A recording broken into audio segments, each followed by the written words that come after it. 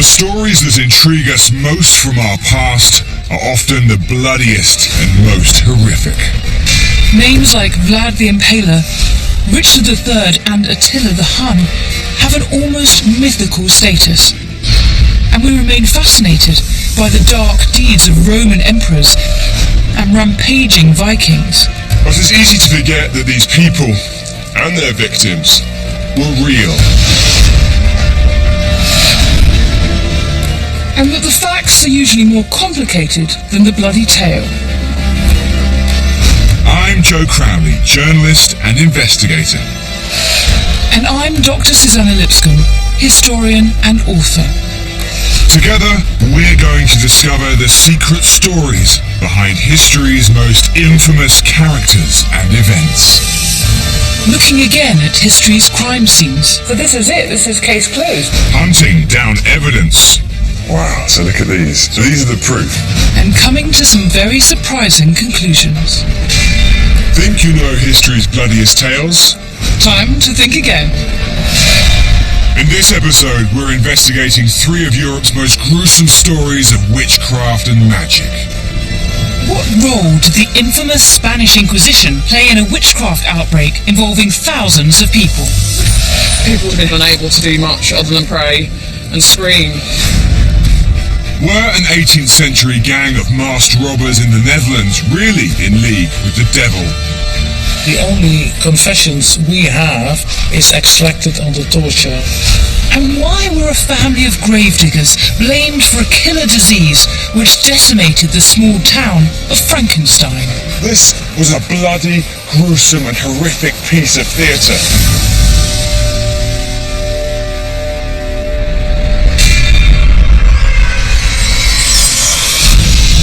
November 1610. 30,000 people gather in northern Spain for the public execution of a coven of witches. 70-year-old Maria de Abarrua has been found guilty of being the Queen Witch. She's accused of leading the coven in the village of Zugarramurdi, of killing babies and of devil worship. For months, she and the rest of the coven have been in the hands of the dreaded Spanish Inquisition. Now 6 of them will be chained to stakes and burned to death. But were Maria and the others really guilty, or was the Inquisition working to a hidden agenda? Nestling in the Pyrenees, 360 kilometers from Madrid, lies the remote village of Zugarramurdi. Yet in the early 17th century, this out-of-the-way place became the target of one of history's most feared organizations, the Spanish Inquisition.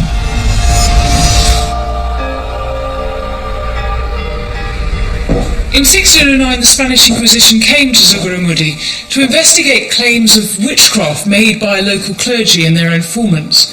As you can see today, the town has a whole museum dedicated to the affair, and it names those who were caught up in it, including this woman, Maria de Abarrua, who was accused of being the Queen Witch. Set up in the late 15th century, the Inquisition wanted to ensure the purity of the church by controlling Jews and Muslims who'd converted to Catholicism. Local historian Edoya Mentiberi has investigated the Zugarramurdi witchcraft case. So Edoya, what happened when the Inquisition arrived in town? Well, they came in with their robes, looking quite scary, really.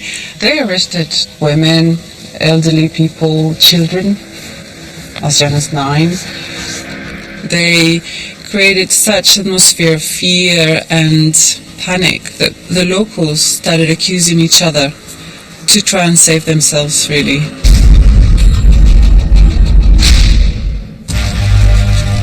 At the centre of the accusations was 70-year-old Maria de Abarrua. She was denounced as the Queen Witch, and more than 20 other men and women in Zugarramurdi were said to be members of her coven. So what sort of things were they actually accused of doing? Eating corpses, flying, also stealing children. The witches, when they were initiated, were given a toad. They were supposed to dress the toad pamper it really, like as a pet. If they fail to do that, the toad would communicate with the devil. Gosh, it's incredible, and people really genuinely believe these things. It's pretty incredible. But these wild stories were enough to deliver them into the Inquisition's hands. They were thrown into these secret prisons the Inquisition had, tortured and accused of witchcraft.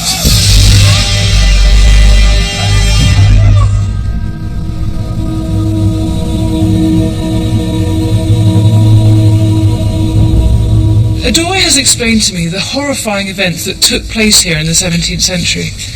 What I want to understand is how the people of a remote mountain village got so carried away that they were willing to execute people.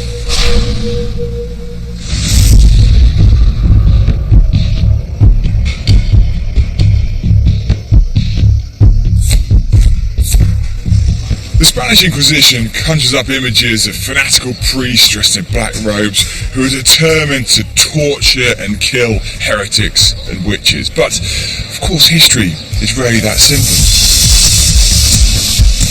I'm heading to the tourist attraction, the Amsterdam Dungeon, to get the inside story on this notorious organisation. And to help me is Inquisition historian Dr. Thomas O'Connor. What about Zugarramurdi? I mean, what's the role of the Inquisition when it comes to town there? Well, the role of the Inquisition there is to make a bad situation much, much worse. There always had been witches or accusations of witchcraft. It's when the Inquisition intervenes that the situation gets out of control, the mass denunciations happen, and I would say a sort of hysteria seizes the whole community. However, it's very, very interesting to note that the inquisitors who were involved in this case were of divided minds. Oh, really? Two of them had a very, very strict view of what was going on. A third was a bit of a doubting Thomas.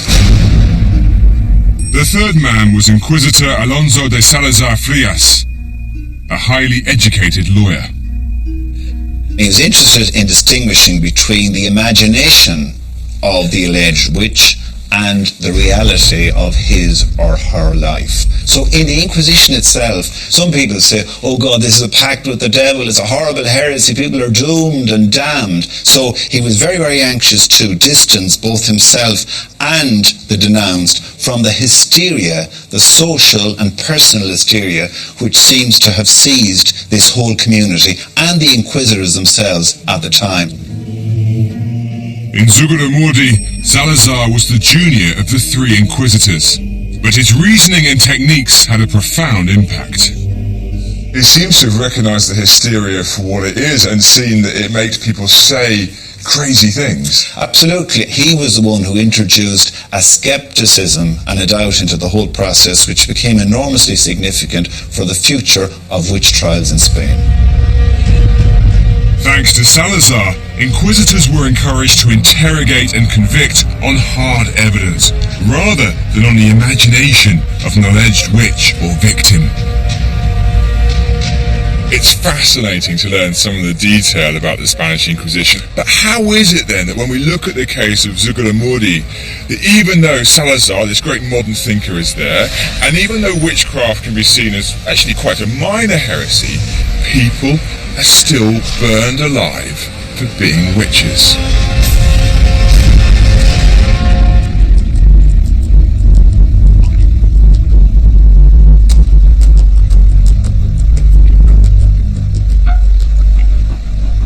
Joe's found that the Spanish Inquisition had a tragic impact on the lives of people in Zugarramurdi. But what fascinates me is why people in villages like this were willing to believe that witches were living among them. So what exactly is going on here? People claim that they were abducted at night by other witches and taken to the witches' coven. I need to find out a bit more. Were people just making up stories, or was there something else going on?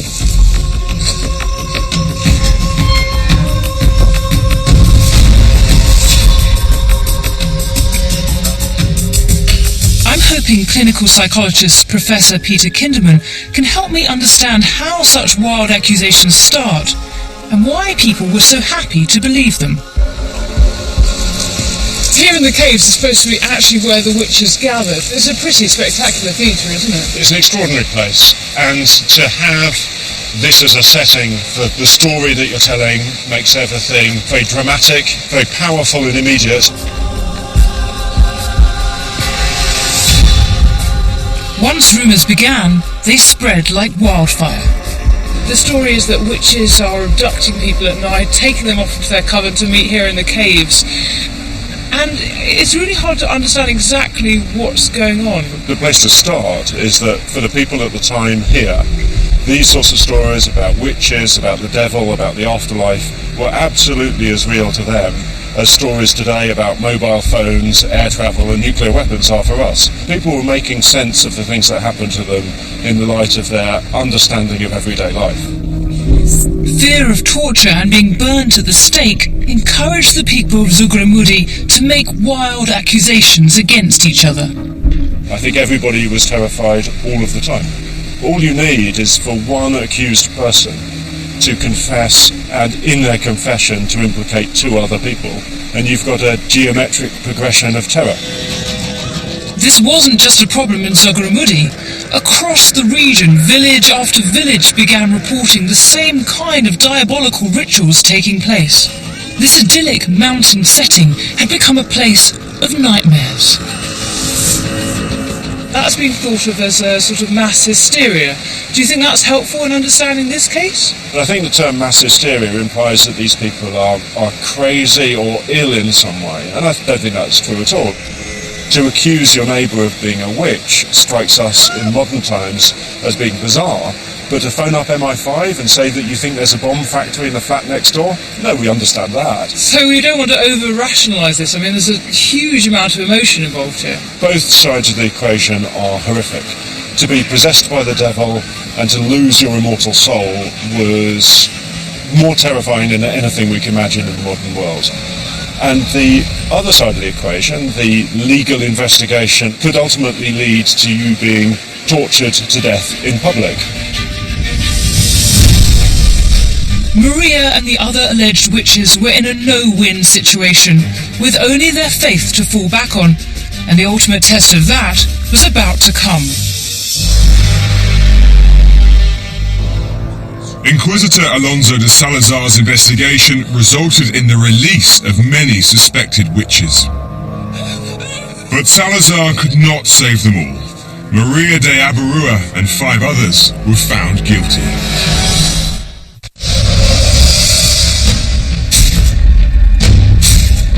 Maria and her fellow so-called witches were just a few of the thousands of innocent people to be burned to death over a period of 300 years.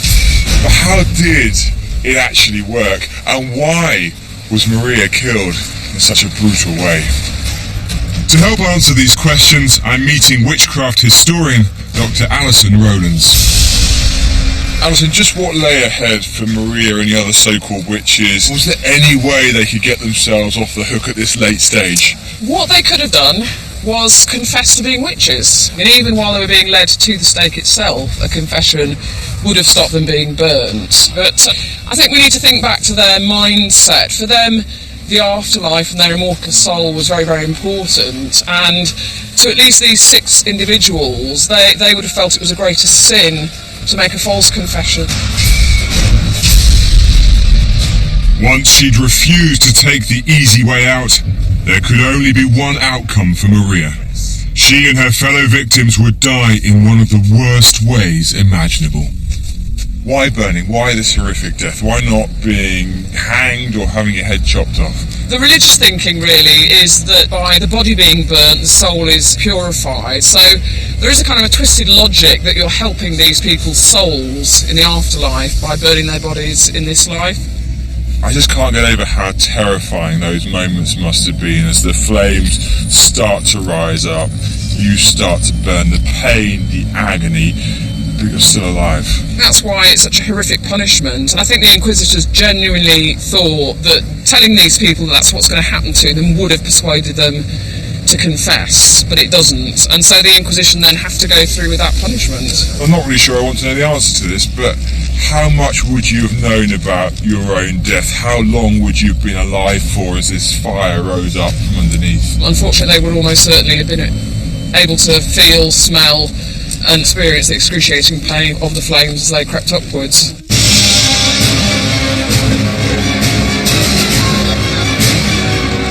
People would just have been held upright and unable to do much other than perhaps pray and scream.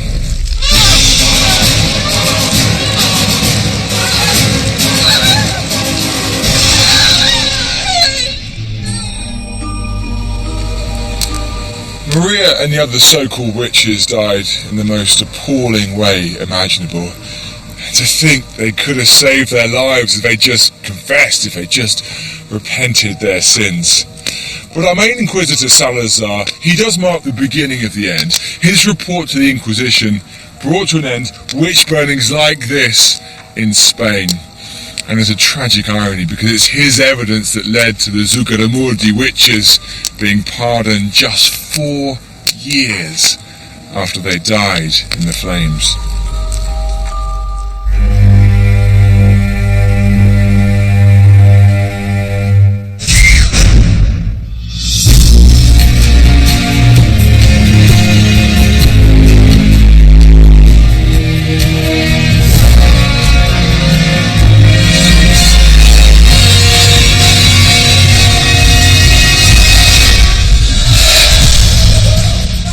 May 1772.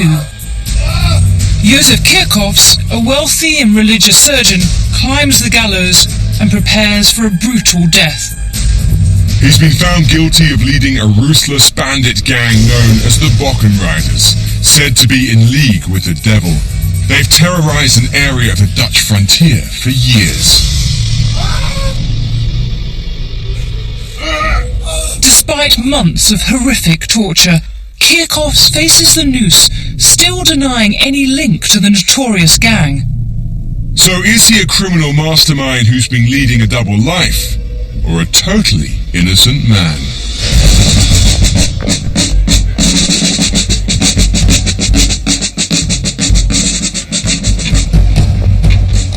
The celebrations that you can see going on all around me are in honour of some 18th century Dutch folk heroes, the Bockenriders. Bockenrider means billy goat rider, and there are images of them everywhere around here.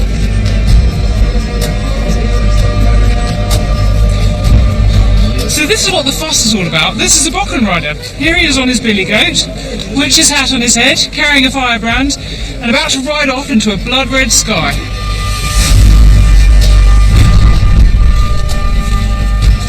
Today, many people see the Bockenriders as anti-authority heroes, a Dutch version of England's legendary Robin Hood. But contemporary accounts describe them as a violent, sacrilegious gang of robbers who often targeted priests and churches. Matters came to a head in 1771 when local doctor Josef Kirchhoffs was arrested and accused of being the leader behind the whole thing. So which is it, Robin Hood-style heroes or devil-worshipping villains? One significant location in the Bockenrider story is the town of Herzogenrath. Today it's in Germany, but right next to the Dutch border. I'm here to meet Francois van Gehoekten, president of the society that wants to keep alive the memory of the Bockenriders. Francois, what made the Bockenriders so different, so much more terrifying than any other normal criminal gang? They were accused of robberies and burglaries, etc., but they had to say that they have pledged an oath to the devil. The robberies ranged over such a wide area that the story arose that the devil had given the bandits flying demon goats to ride. The ruthless efficiency of their attacks convinced both the authorities and the terrified population that they were controlled by a single, all-powerful leader. And that man was Josef Kirchhoffs. Francois, what does this church have to do with our central character, with Josef Kirchhoffs? This is the Church of St. Mary, and he was here arrested on the 17th August of 1771. That must have been quite shocking to be arrested as one emerges from church in front of everyone. Very humiliating. Now, of course, it was about 100 yards from his house. Everyone knew him as a good man, and then suddenly he was like a criminal. Tell me about Kirchhoffs. What do we know about him? He was born here in 1724. He went into the army, and after 9 years he came back to his hometown, and he became here the official town surgeon of Herzogenrath. He married and had 6 children when he was arrested here at this church. Why would they arrest him, of all people? They thought that the devil came on earth to seduce poor people, weak people who couldn't read or write, like bokkenrijders, but there must be a leader, a developed leader, and they thought then that must be Kerkhoffs. The belief of the prosecutors was that he was a man with 2 faces. He lived in the eyes of the people like a good Christian, but at night he was the leader of the gang, like Dr. Jekyll and Mr. Hyde.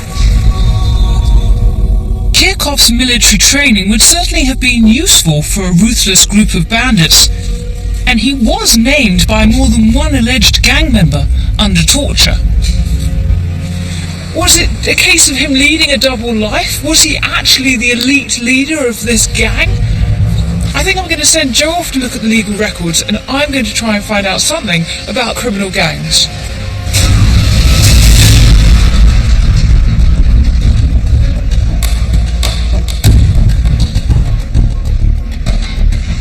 The story of Joseph Kirchhoffs and the Bokken Riders is surrounded by myth and legend. Now, I want to try and cut through that, and I think probably the best way to do it is to look back at the official records. After all, surely you don't torture and execute a respectable man like Kirchhoffs without leaving some kind of a paper trail. The original legal records on Kirchhoffs and the Bokken Riders are held in Maastricht, in a former church now home to the Limburg Historical Archives.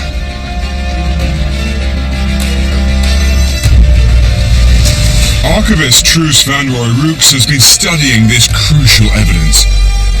And if anyone can help me get to the bottom of this case and uncover the truth, it has to be her. When it comes to the Bokken Riders, there are many tall tales. But what can we establish from the original documents? What sort of facts can we bring out? These are the reports of the torture inflicted on people convicted as a gang member of the gang of thieves. Okay. They break an entry in other people's houses and churches and abbeys. The big question hanging over the Bokken Riders, did they do what they were accused of having done? And the only confessions we have is extracted under torture. It's all a bit baffling. There are hundreds of trial documents here, but I haven't seen anything that proves Kirchhoffs was a criminal mastermind. Only vague accusations clearly made under torture. Do any of these sources tell us about Joseph Kirchhoffs, the man himself, his character? What we know about his character is a character reference from 1752, when he was still an army surgeon. He is described as not only a skillful surgeon, but as a very respected and very Christian person. People are amazed that he is arrested. So it does seem a bit far-fetched. This very nice guy who was very true to his principles, a sort of devout Christian, would end up being part of these brutal gangs. Yes. There was not one shred of physical evidence against him. Yeah. Only the fact that he was denounced in torture interrogations by others. Clearly this comes down to the torture, doesn't it? You Yes. know, how can I find out more about the torture he suffered? Well, the castle where the torture took place still exists, so you can see for yourself if That you should like. give me a pretty good idea. Oh yes, I think it will.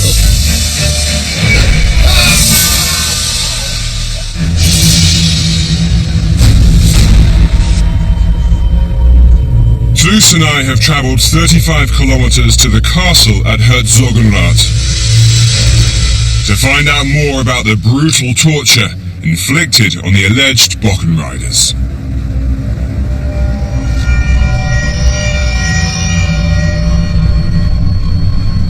Right, wow, look at this. How would these gruesome objects have been used? They start with the thumb screws, first on one thumb, then on the other. You said a thumb screw, but this is like a hand screw, isn't it? It's Yes. like, even just by pressing gently, you can feel that Yes. it would just be absolute agony. If that didn't make someone talk, they screwed on the Spanish boot. So what does it do? This is applied behind your calf, and this to the shin, and then with this handle it's screwed on, so it crushes your shin really. The third degree was they tied the hands behind the back, and then they hung you on a strapada. By your hands? By your hands, a feet off the floor, so you're hung by your own weight. Is that even possible? I thought that would just break yes. your arms, would it not? Yes. It would. Your organ structure as well. It's not just the shoulder blades, but it's your entire inside gets torn up and torn apart. In some reports, people after 5 minutes they say, "Please screw me loose, screw it loose. I'll talk. I'll confess." Dozens of alleged gang members were tortured here, and most quickly confessed. But not Kirkov's. He told his judges, "Gentlemen, you can tear my body to pieces. I have nothing to say." But was he sticking to a code of silence, or was he genuinely innocent?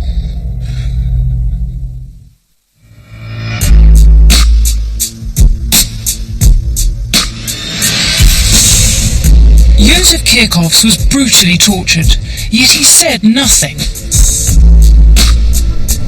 Could he have been guilty all along and still held his tongue?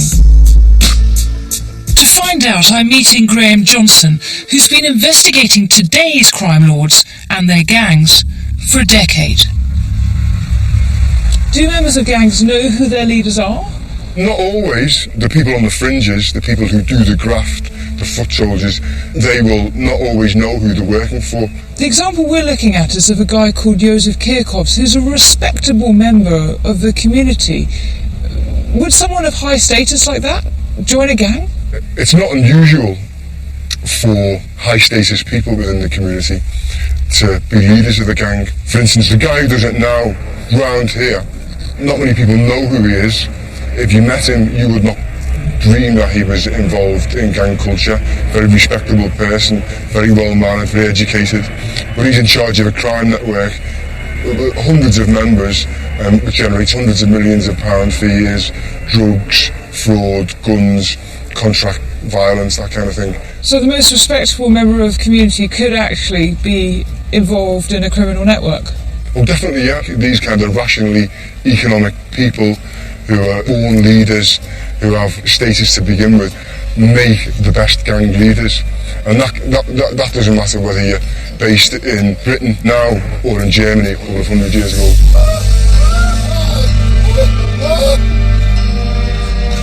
I came to Deptford thinking that Josef, a devout Christian, a family man, couldn't possibly have been the leader of a gang like the Bockenriders.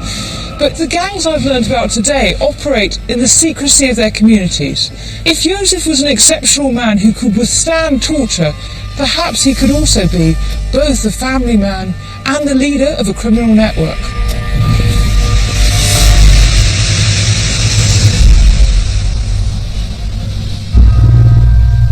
Despite the lack of conclusive evidence against Kirchhoffs, judges here at Herzogenrath certainly thought he was guilty.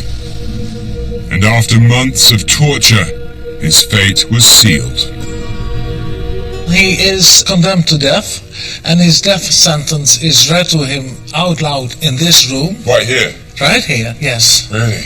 He was sentenced to hanging on account of 9 burglaries. That was the best they could come up with after these sorts of tortures. 9 burglaries over a period of 9 years. Hardly the record of a master criminal. And what do we know of his final moments? Yes, they're documented, and I'll read them to you. Thus they led Kirchhoffs outside to the Beckenberg, where the gallows was erected. At 11 a.m. the executioner put the noose around his neck. In a shaking voice, he calls out, "Jesus, for thee I live, Jesus, for thee I die."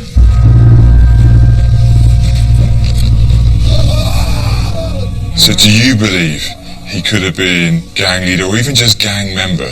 It's highly, highly unlikely that he had anything to do with it. There's no evidence whatsoever.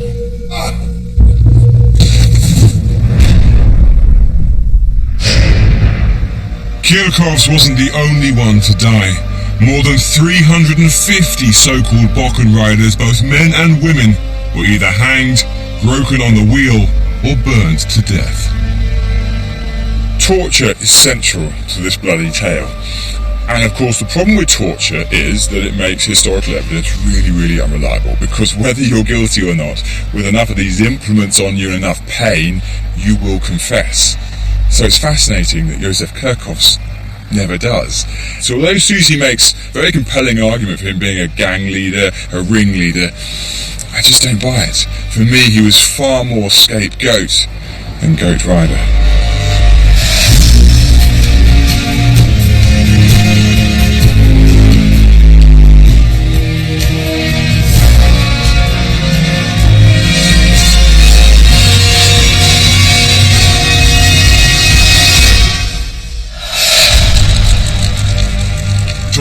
of September 1606. Wenzel Forster and his family have worked as their community's gravediggers for decades. But today it's their turn to be visited by the Grim Reaper. Forster, his wife and their servants will be tortured, then burnt alive for spreading a deadly disease which has killed hundreds of people. They're also accused of cannibalism, necrophilia, and being servants of the devil. But did Forster and his wife really carry out these satanic crimes? Or were they victims of fear and prejudice?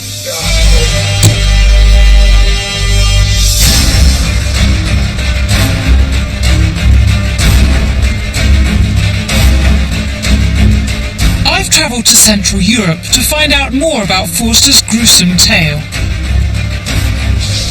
This is the town of Ząbkowice-Śląska in southern Poland.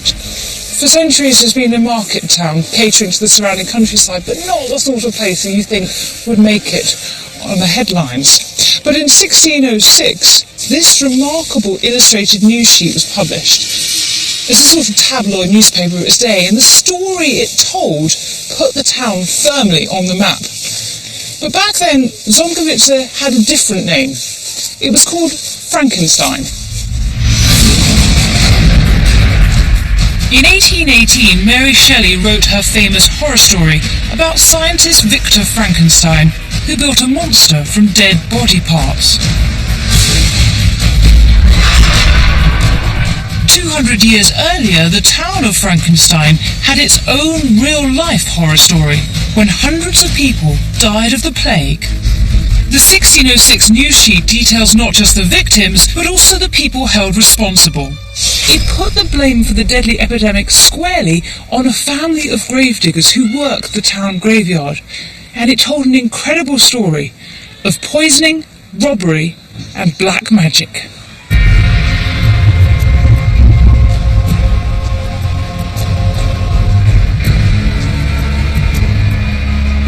Accused were head gravedigger Wenzel Forster, his wife, servants and assistants. I've come to the graveyard where they worked to meet historian Dr. Karen Lambrecht, who unearthed the story of the Frankenstein plague. I've got this evidence of this horrible incident that happened here in Frankenstein in 1606. So, exactly what is going on in this extraordinary picture? We see the gravediggers spreading and scattering poison, which caused the plague. Forster was accused of smearing a paste made from corpses on door handles throughout Frankenstein to spread the disease, but the allegations against him didn't stop at poisoning. And what's going on here? They were accused of not only spreading poison, but ritual murder, robbery. Here you see a gravedigger eating a child. That's cannibalism. They abused the dead corpses. They cut children out of the body of a pregnant woman. Gosh, that's really graphic. As town gravedigger, it was Forster's job to bury plague victims. His access to fresh corpses made it easier to believe he was guilty of these accusations. What Karen's just told me is shocking and surprising. Across Europe there were witchcraft trials, but here the trial was against gravediggers who were accused of spreading the plague. I think I need to get an understanding of why the plague gripped the popular imagination in such a way that they were willing to persecute and kill people they thought responsible for spreading it.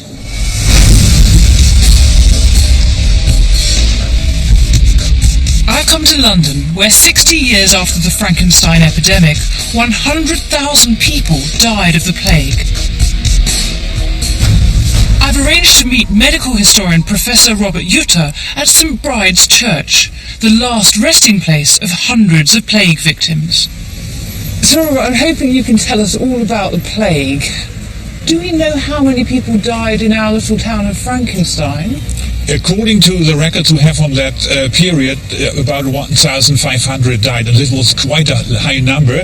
Up to a quarter of the population died within 1 or 2 weeks. So it just comes so quickly. It's very arbitrary, isn't it? Exactly. We had cases in the family where people got up in the morning and they were dead by the end of the night. So this is the frightful death, a sudden death, which shocked people at that time. People feel that they were not prepared for the last judgment, and therefore this sudden death was absolutely terrifying. Churches were overwhelmed with burials during plague outbreaks. But not everyone who died would get a proper funeral. Oh, but look at this.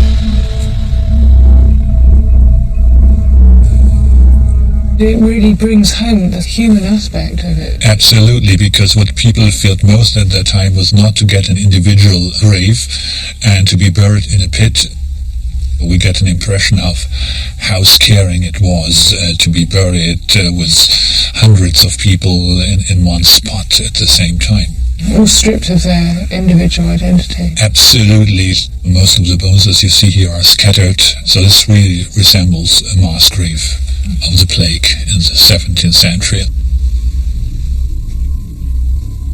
I think seeing this gives me just some sense, just a glimmer of understanding of why people in the early 17th century in Frankenstein would have been so horrified by a plague that they would have turned on people they thought had caused it. Thanks to Mary Shelley, the name Frankenstein is world famous. But perhaps the events that took place in the town of Frankenstein really deserve the credit for creating a name that will forever be associated with horror. Susie discovered that up to a quarter of the population of Frankenstein were wiped out by the plague. Could the gravediggers really be responsible for the outbreak by creating potions and poisons? Is there any way of knowing exactly what these were? Obviously, the authorities at the time didn't have any kind of forensic lab where they could analyse them. Because, for me, the idea that these were plague potions just seems ridiculous. It sounds like something dreamt up specifically to try and build a case against the gravediggers. Forster's neighbours believed that instead of just burying their dead, the gravediggers were using the bodies to create plague potions. Incredible stuff. I'm meeting researcher Jürgen Mischke to find out more about what Forster was up to. Jürgen, this idea that potions were being made from body parts, It sounds crazy. Where would this have come from? Well, I have a little surprise for you. Potions and medicine out of dead people was quite common from the 16th to the 18th century. In the early 17th century, people believed that medicine made from healthy corpses was particularly effective. Not only did it cure ailments, but the corpse's vitality would be transferred to the patient. So what parts of the body are we talking about? When you look at the scientific literature of this time, they talk about 24 parts of the human body that can be used as corpse medicine. Fat, skin, skull, bones. Bones could be ground and flesh boiled to make medicine for ailments including epilepsy and headaches. So was Forster the local dealer for Frankenstein? So where would the body parts originally come from? You have to go to the executioner. The executioner had this exclusive right to do whatever he wanted with the dead bodies. It's the only way you get a young, healthy, dead body. For the executioner, it was a very important additional income. And maybe sometimes gravediggers tried to get some extra money as well. And is it possible these potions could actually be helping spread disease? It was forbidden to make any drug out of body parts from sick and elderly people because they knew it would be dangerous. But if gravediggers were doing it, maybe there's a chance they didn't realise what had to be done to stop disease being spread. Yes, when you illegally buy a gravedigger, well, it could be dangerous. I'd never realised corpse medicine was so prevalent. Think of what it is. Corpse medicine is helping living people with dead people. Think of blood transfusions or organ transplants. We are still using it today. Well, that's fascinating, because what I'd assumed was fabricated evidence to support quite wild allegations could actually relate to mainstream medicine of the day. Now, okay, maybe the gravediggers shouldn't officially have been making medicines and potions from corpses, but actually suddenly that in itself doesn't sound so weird now or out of place. However, if they were making these potions, clearly it would make them very easy targets for blame.